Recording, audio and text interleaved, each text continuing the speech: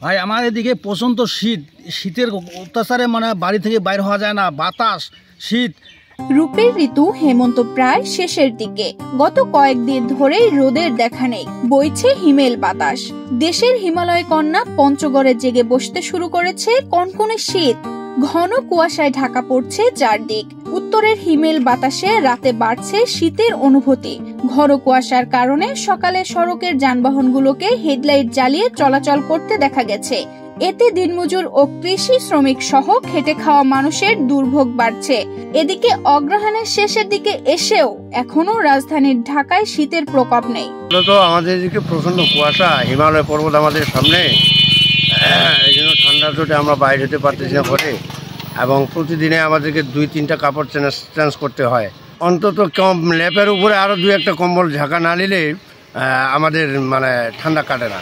11 December সকাল পর্যন্ত সর্বনিম্ন 12.11 ডিগ্রি সেলসিয়াস তাপমাত্রা রেকর্ড করে তেতুলিয়া আবহাওয়া অফিস।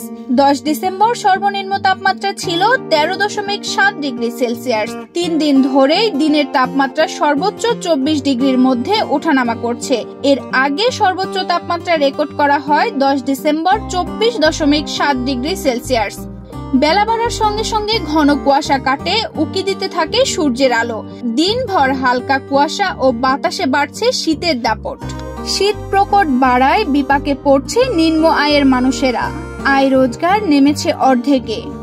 ভ্যান চালকরা বলেন, কয়েকদিন ধরে ঠান্ডার কারণে আমাদের আয় রোজগার তেমন নেই। প্রতিদিন 700-800 টাকা আয় হতো, এখন দিন শেষে 200-300 টাকা হচ্ছে। ঠান্ডায় কেউ গাড়িতে উঠতে চায় না। তেতুলিয়া আবহাওয়া অফিসের ভারপ্রাপ্ত কর্মকর্তা জিতেন্দ্রনাথ রায় জানিয়েছেন, বাতাসের কারণে শীত বেশি অনুভূতি হচ্ছে।